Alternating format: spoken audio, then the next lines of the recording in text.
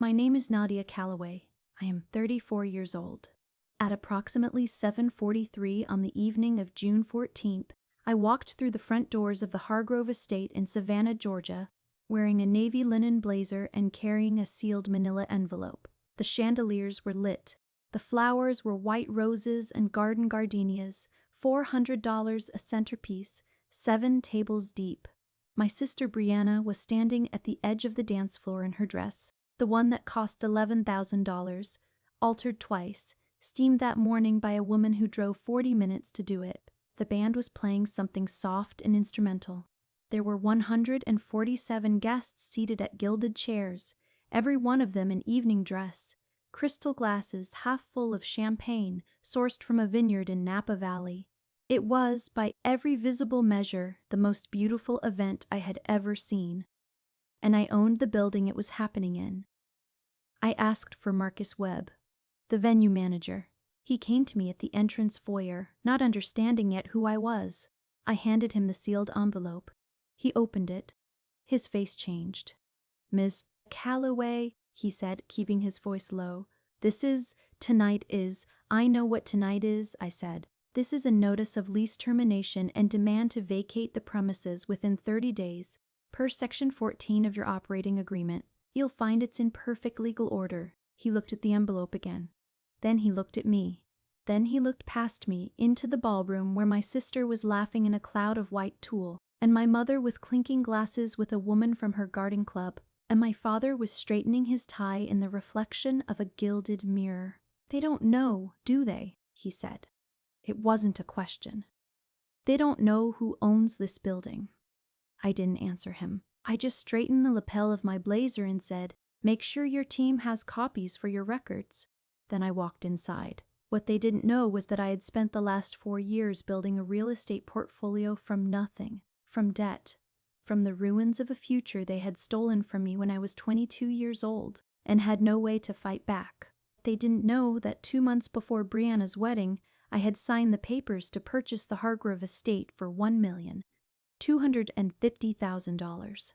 They didn't know that the eviction notice in Marcus Webb's hands was the culmination of a legal process that had been moving quietly forward for 31 days. And they didn't know that the moment my mother looked up from her champagne glass and saw me standing in the doorway of that ballroom, every single thing they had done to me was about to have a witness. This is that story. To understand what happened that night, you have to understand what my family looked like from the outside, and what it was from the inside, and how those two things were almost completely different. My parents, Douglas and Patricia Calloway, had lived in the same house in the Ardsley Park neighborhood of Savannah for 29 years. It was a handsome house, cream-colored with a wide veranda, azalea bushes along the front walk, a back garden that my mother tended herself and photographed every spring for her church newsletter. From the street, it looked like a house of order and intention. Douglas was a mid-level manager at a commercial insurance firm. Patricia taught piano lessons from home 3 afternoons a week and volunteered at the church library on Saturdays.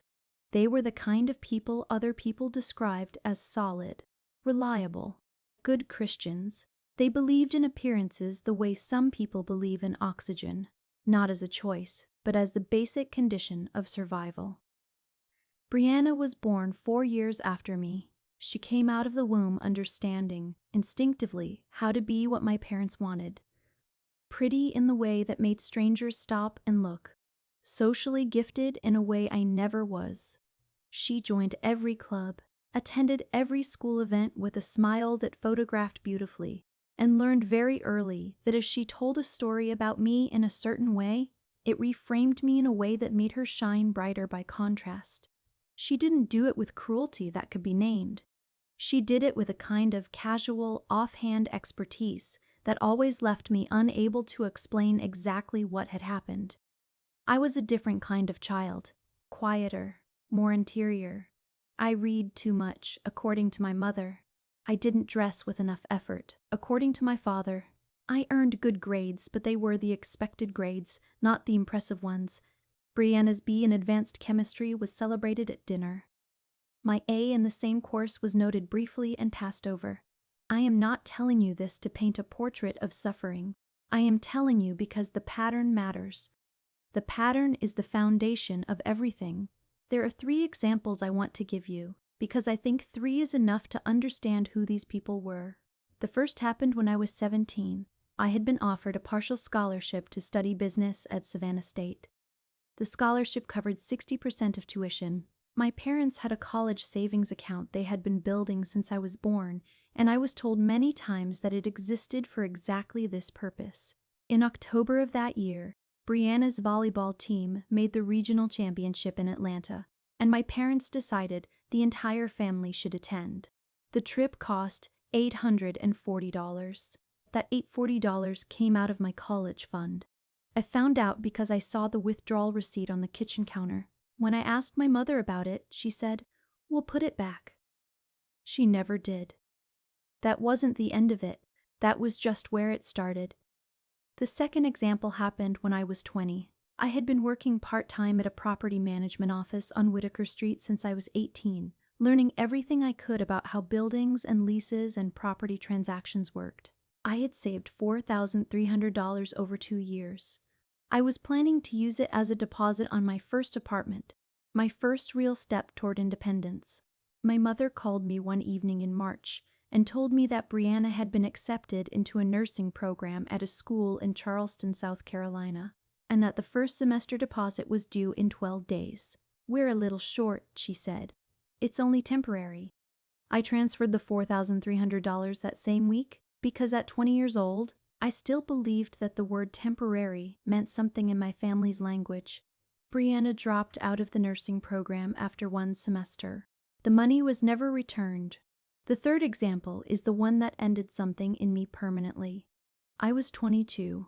I had been enrolled at Georgia Southern for 2 years, working toward a degree in finance while working 26 hours a week at the property management company and carrying $12,000 in student loans that I had taken out in my own name. Because my partial scholarship hadn't covered everything, my parents had a savings account with my name on it, $47,000. I had watched it grow, statement by statement, since I was old enough to understand what it was for. 2 months before my junior year was set to begin, my mother sat me down at the kitchen table on a Sunday afternoon in June and told me they were going to need that money. "For what?" I asked. She paused in the way she did when she had rehearsed what came next. "For Brianna's wedding," she said.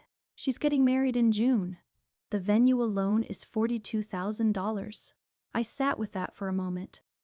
"That's my tuition, Mama," I said. "That's my education."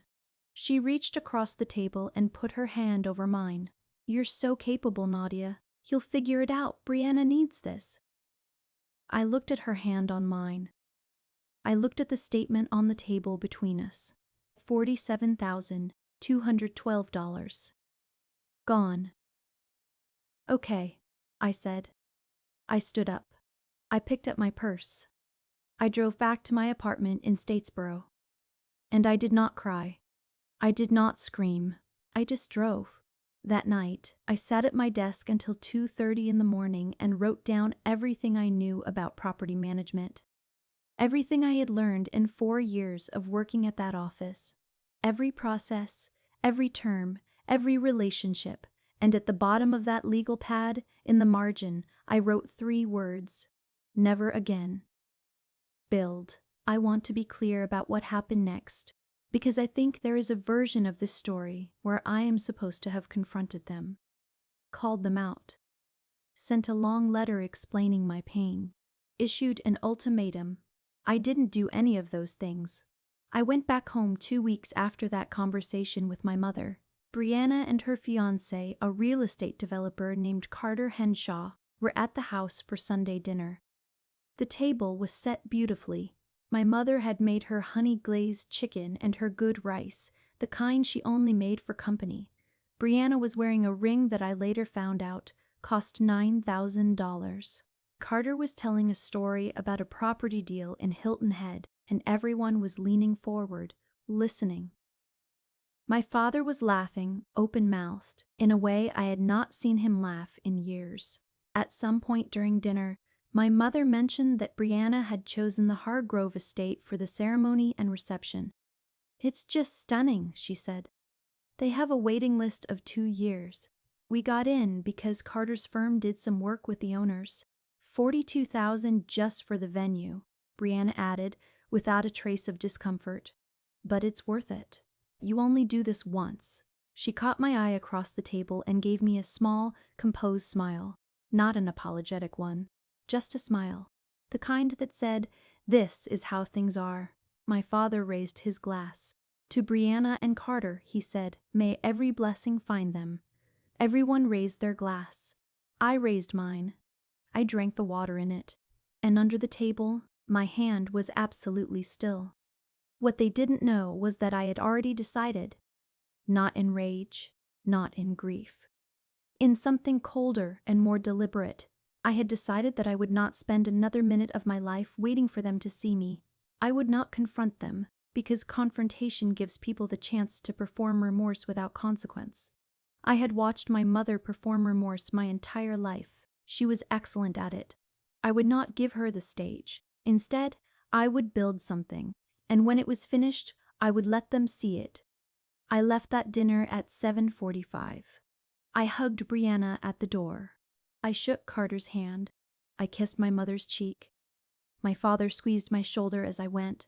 None of them had any idea that was the last dinner I would ever attend as the daughter who stayed quiet. I drove back to my apartment, opened my laptop, and sent an email to the director of Georgia Southern's online finance program. I enrolled the following week in the hybrid accelerated track. I worked 28 hours a week. I ate rice and beans and eggs for 4 months to keep my spending under $400 a month. I finished my degree in 14 months. And then I started building. The first thing I did was call Robert Elias. Robert was the owner of the property management office on Whitaker Street where I had worked since I was 18. He was 61 years old, semi-retired, and had been quietly watching me for 4 years with the calm attention of someone who recognizes a certain kind of intelligence and is content to wait and see what it becomes. I told him I had finished my degree. I told him I wanted to discuss a role with more responsibility. He invited me to his office on a Wednesday morning in August, and by 9:15, we had agreed on the terms of a junior acquisitions manager position. The salary was $41,000 a year. It wasn't much, but it came with access to everything, every property listing, every lease negotiation, every relationship in Savannah's commercial real estate market. I spent the first 6 months doing what I was told and watching everything else. I studied which neighborhoods were attracting development money. I learned how to read a title search, a pro forma, and a lease agreement. I kept a notebook, the same legal pad system I had used since that night at my desk in Statesboro. And every week I wrote down what I had learned. By February of the following year, I had identified 3 undervalued properties in the Starland district that were listed for between $90,000 and $120,000 each. I spoke to Robert. He introduced me to a private lending contact. I borrowed $104,000 at 7% interest, bought the first property in April, and had it rented to a commercial tenant by June 22nd for $2,100 a month. I did not tell my family any of this. I called my mother on her birthday. I sent Brianna a card when she announced her engagement publicly on social media. I attended Christmas dinner because my grandmother Loretta was there, and she was 79 years old, and she had never done anything to me but love me. I sat at those dinners and ate the food and answered the questions. Still at that office job? Yes, ma'am. Still in that apartment on Haversham? Yes, ma'am. I gave them nothing. I built in silence. By the following spring, I had 3 properties generating a combined monthly income of $6,800. I had paid down 60% of my student loan. I had incorporated my holding company, Callaway Heritage Properties LLC, in the state of Georgia on a Tuesday in March at 10:40 in the morning with a filing fee of $100. I named it Callaway Heritage not because I felt warmth toward my family name, but because I understood that your heritage is not only what was handed to you, it is also what you build from what was taken. If you are still watching at this point, I need you to do something for me. Drop a comment below and tell me, have you ever been the one in your family who built something quietly while everyone else assumed you were standing still? I read every single comment. You are not invisible here. Now let me tell you where it gets interesting. 14 months before Brianna and Carter's wedding, I learned through a contact at a title company that the Hargrove estate, the venue my parents had booked for $80,000 total in wedding expenses, $42,000 of which was the venue fee alone, was in a complicated ownership situation. The original founding family had sold the operations to an events management company called Magnolia Events LLC 8 years prior, but the underlying real estate, the land and the structure, had remained in a separate trust. That trust was now in probate. The heirs were 4 cousins in different states who disagreed on everything and simply wanted the asset liquidated. I made an inquiry through Robert's firm. I retained a property attorney named Claudette Marsh on a Monday in September, and by the 3rd week of October, I had submitted a cash offer of $1,250,000 on the Hargrove estate. The offer was accepted on November 7th at 4:36 in the afternoon. I remember the exact time because Claudette called me while I was sitting in my car in the parking lot of her grocery store on Waters Avenue, and I sat there for 6 full minutes after I hung up, completely still, with my hands flat on my steering wheel. I owned the Hargrove estate, the venue where my sister's $80,000 wedding was going to take place in 8 months. Magnolia Events LLC operated the venue under a 5-year lease agreement that was set to expire 4 months before the wedding date. I notified them of the ownership transfer in January. I offered to renew their lease at updated market rate terms. Their attorney responded that the new terms were unreasonable and that they expected to continue operating under the original legacy terms that no longer applied. We exchanged letters for 10 weeks. They did not sign a new lease. By March 15th, they were operating without a valid lease agreement, which under Georgia law meant they were month-to-month tenants subject to 30 days written notice. I waited. I watched the wedding planning continue on Brianna's social media. I saw the florist announcement. I saw the dress photographs. I saw my mother post a photograph of the Hargrove Estate's main hall with the caption, "Can you believe this is where our baby girl is getting married? We are so blessed." I thought about the $47,212 for a long time that night. On May 15th, exactly 31 days before the wedding, I had Claudette Marsh send a formal notice of lease termination to Magnolia Events LLC, citing the month-to-month status and providing the legally required 30 days notice to vacate.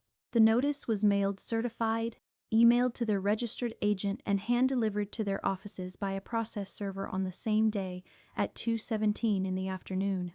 Magnolia Events LLC did not tell my family. Of course they didn't.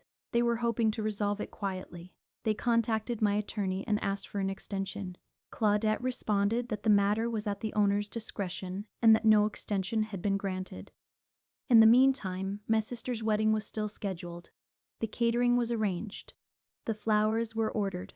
The 147 guests had received their invitations on thick cream cardstock with copper letterpress printing. The dress had been altered twice. During those 31 days, I went about my life. I managed my properties. I met with Robert about a 4th acquisition we were evaluating in the Thomas Square neighborhood. I had dinner twice with my friend Cassandra Boone, who knew everything and said very little, which is the kind of friendship that keeps you sane. On one of those evenings, she looked at me across the table and said, "Are you sure you want to do this?" I thought about it honestly. "Yes," I said. "Not because I want to hurt her, because they need to understand what they did, and right now, this is the only language they can hear." Cassandra nodded slowly. "Okay," she said. She poured more wine. We talked about other things. On the morning of June 14th, I dressed carefully. Navy blazer, gray trousers, low heels. No statement. No drama in the clothing. Just composure, pressed and buttoned. I had the eviction documents in the sealed envelope. I drove to the Hargrove estate alone, arriving at 7:22 in the evening. The parking lot was full. The valet line stretched to the street. Inside, through the glass front doors, I could see the glow of the chandeliers and the movement of evening gowns and dark suits. I parked my own car in the back lot, in the spot reserved for the property owner, a designation I had had installed on a small blue sign in April. I walked to the front entrance. I straightened the lapel of my blazer, and I went inside. If you have stayed with me this far, then you know exactly where we are. And you know what is about to happen. Before I tell you, I want to ask you something. If this channel has ever made you feel seen, if you have ever been the one who sacrificed and stayed quiet while someone else was celebrated, please subscribe. We tell these stories every week, and every week there is someone in the comments who says, "I thought I was alone." You are not alone. Now let me tell you what happened when I walked into that ballroom. Marcus Webb was a trim man in his early 50s with silver at his temples and the careful manner of someone who has spent 20 years managing other people's special occasions. He met me at the foyer as I had requested via text 30 minutes earlier. He knew my name. He had received all of the legal correspondence. What he had not known, until that moment, was that the new owner of the Hargrove estate was the younger sister of the bride. He read the documents in the envelope with steady eyes. His jaw tightened once, then he looked up at me and said very quietly, "Miss Calloway, I want you to understand that my company has been attempting to negotiate." "I know," I said. "Claudette Marsh has kept me updated on every exchange. The 30 days have elapsed. This notice is the final step before we proceed with formal eviction proceedings." He was quiet for a moment. "The wedding is tonight," he said. "I understand that," I said. "But the lease situation is your company's responsibility to resolve. I suggest you inform the relevant parties." He looked toward the ballroom. Then he looked back at me. "Your family is in there," he said. "Yes," I said. "They are." I walked into the ballroom at 7:51. The reception was in full swing. The band was midway through a soft jazz arrangement. Tables were lit with pillar candles and the white rose and gardenia centerpieces I had seen in the photographs my mother had posted in April. Brianna was on the dance floor with Carter, her dress moving beautifully around her, her face the picture of happiness that I genuinely, without bitterness, acknowledged was real. Whatever else was true about my sister, she loved Carter Henshaw. She was happy that night. I noted it without feeling. My mother saw me first. She was seated at the family table, table 1, center left, beside my Aunt Gloria and my father's colleague from the insurance firm. Her expression went through several things in rapid succession. Surprise, because I had told her I wouldn't be able to make it. Pleasure, briefly, because she was the kind of woman who liked her family assembled. And then something else, something that shifted in her eyes when she registered my expression. Because I was not smiling the way daughters smile when they arrive late to a family celebration. I was calm in a different way than that. "Nadia." She half stood from her chair. "You made it." "Hello, Mama," I said. I kissed her cheek. I sat down. My father, Douglas, leaned over from 2 seats away. "Didn't think we'd see you tonight." "I rearranged some things," I said. "Couldn't miss this." The music swelled. Brianna and Carter dipped, and the table applauded. My mother was watching me with the particular attention of a woman who has spent 34 years reading a child she doesn't entirely understand. It was at 8:17 that Marcus Webb came into the ballroom. He did not walk to the center of the room. He walked to the DJ booth and spoke quietly to the sound engineer. The music faded. The room stirred. Carter, sensing a planned announcement, guided Brianna back toward the family table. 147 people gradually oriented toward the front. Marcus walked to the center of the room and said, clearly enough for all of them to hear, "I apologize for the interruption. There is a legal matter regarding the venue that needs to be addressed with the family hosting this event. Miss Calloway, I believe you have something to share." He looked at me. The room followed his eyes. To me, seated at table 1. Patricia's daughter. The one who said she couldn't make it. I stood. I did not need to raise my voice. The room was very quiet. "My name is Nadia Calloway," I said. "I am the owner of the Hargrove estate." I heard my mother make a sound that was not quite a word. The events management company that operates this venue has been operating without a valid lease since March 15th of this year, following my purchase of this property last November. Earlier tonight, I delivered a formal notice of lease termination. I'm sorry for the disruption to the event." I looked at my sister. Brianna's face had gone perfectly, completely still. Carter's hand was on her arm. "I wanted to be here in person," I said, "because I think it matters to say things in front of the people who need to hear them." I looked at my father, Douglas Calloway, who had raised his glass that Sunday and toasted his youngest daughter's wedding, while his eldest sat across the table with $47,000 erased from her future. His face had gone the particular gray of a man who has just understood something he cannot undo. "I am not here to cancel the wedding," I said, and I watched the air go back into the room. "The event will continue tonight. I am not the kind of person who would do that to my sister on her wedding day. What I am here to do is simply to make sure that the people in this room know who owns this building, because I think that is information the Calloway family should have." There was a long moment of silence. Then Aunt Gloria, who was 72 years old and had never in her life prioritized anyone's comfort over truth, said from her seat, "Lord have mercy." And that, somehow, broke the silence, and the room began to breathe again. Brianna took 3 steps toward me. Her eyes were bright. "Nadia," she said. Her voice caught on the second syllable. "How? I'll explain later," I said. I touched her arm gently. "Tonight is still your night. I mean that." Carter Henshaw looked at me with an expression I can only describe as respect under pressure. The particular look of a man who has spent enough time in real estate to understand exactly what I had just revealed, and who recognized immediately that I was someone to take seriously. "Ms. Calloway," he said, extending his hand. I shook it. My mother had not stood. She was still seated, her champagne glass on the table in front of her, her hands folded in her lap, looking at me with an expression I had never seen on her face in 34 years. Not anger, not even guilt, exactly. Something older and quieter, something closer to recognition. I sat back down. The band on Marcus Webb's signal resumed playing. The reception continued. I had a glass of water and a plate of the salmon and watched my sister dance with her new husband, and I thought about nothing in particular for a little while. My mother came to find me at 9:43, near the hallway that led to the Hargrove Estates garden terrace. She had composed herself by then. Patricia Calloway was not a woman who stayed undone for long. "We need to talk," she said. "We do," I agreed. We went out to the terrace. The garden was dark except for the lights strung in the pecan trees.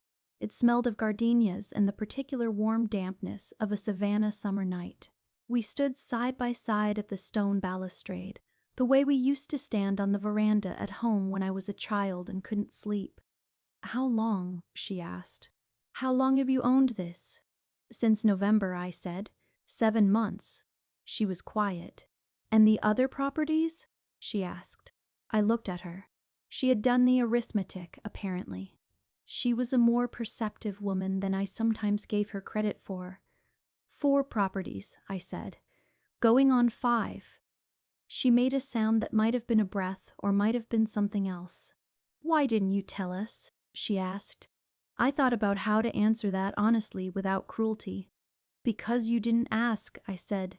"You never asked, Mama. Not once in 4 years. You asked if I was still at my office job. You asked if I was still in my apartment. You assumed you knew what I was because you had decided what I was, and you stopped looking." She didn't answer immediately. That was something, at least. "The 47,000, she said finally, and the words came out carefully, like she was picking her way across ground she had been avoiding for a long time. "I know you said I'd figure it out," I said. "That was what you said. I'd figure it out. And I believed you. And then I figured it out myself." My voice stayed level. "I want you to understand that." My voice was perfectly, absolutely level. I finished my degree online. I worked 26 hours a week.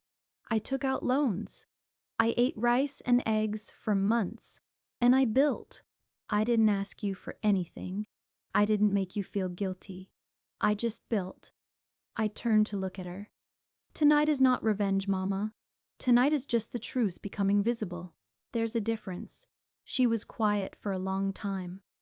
Then she said, in a voice much smaller than her usual voice, "I didn't think you needed it the way she did." And there it was. Not a justification, not an excuse, just the unvarnished fact of what she had believed. That Brianna needed, and I didn't. That Brianna was the one worth sacrificing for. That my need for an education, for a future, for the fund they had promised me since I was born, was somehow less urgent, less real, less important than Brianna's need for a wedding that looked the way my parents wanted the world to see the Calloway family. "I know," I said. And I did know. That was the thing. I had known it since I was 17 and watched $840 leave my fund to pay for a volleyball tournament. "I know you believe that. I'm not sure you'll ever fully understand what it cost." She reached out and put her hand on my arm. I let it stay there. I'm not made of stone. She is still my mother, which is a complicated and permanent fact. My father came to find me at 10:08. Douglas Calloway is not a man of many words in moments of emotion. He stood in the doorway of the terrace for a moment, and then he came to stand beside me at the balustrade, and he said, "I'm proud of you." Just that. "I'm proud of you." It was 4 words, and it was far too late, and it was also the first time in my adult life that he had said them without a qualifier, without a comparison to Brianna, without a hesitation. I thanked him. I meant it. I also knew that those 4 words, however real, were not a settlement of the debt between us. They were a beginning, if I chose to accept them as one. I am not sure yet whether I do. Brianna found me near midnight when most of the guests had moved to the garden for the send-off. She was holding her shoes in one hand, and Carter's jacket was around her shoulders. She looked like someone who had had the most important day of her life, slightly rearranged, but who was still standing. "Did you plan this?" she asked. I considered being gentle with the answer. Then I decided she deserved the honest one. "Yes," I said. "I found out the estate was available, and I bought it. And when Magnolia's lease expired and they couldn't come to terms with me, I sent the notice on the legal timeline." She looked at me for a long time. "Why tonight?" she asked. "Why not before the wedding? Why not just call Dad and tell him? Why in front of everyone?" It was the right question. It was the exactly right question. "Because," I said, "this family has a pattern.